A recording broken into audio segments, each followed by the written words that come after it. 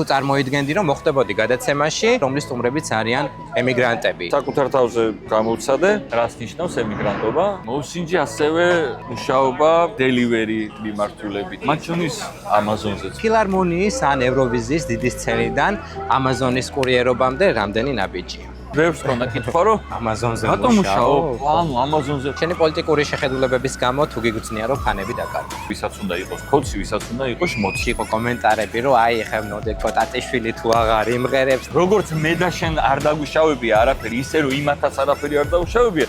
ეხა სხედან ციხეში, მე წავიდე და ვიმღერო იმ ადამიანის კონცერტზე, ვინც ეს ადამიანები 2 წლით გამოკეტა. დღეს აი ნოდიკო ტატიშვილი მაინც როგორც მომღერალი დაიჩაგრა. წარმოიდგინეთ, რა ქვეყანა ვართ, რომ ატა ბურჯულაძე ზის ციხეში.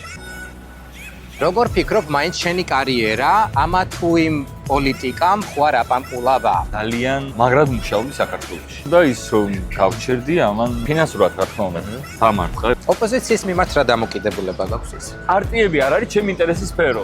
მოგწონს ისინი თუ არა? რაღაცა ლეღვი პარტია რო აღმოცენდეს ახალი და მეტი არაფერი არ იყოს. ავალ და имас მივცენ ხმას, ოღონდ ესენი წავიდნენ. თანამედროვე შოუ ბიზნეს რაში ჩამორჩით? მადლობა ღმერთს ჩემი იოგებისთვის. გრემი უნდა დავდო სახლში.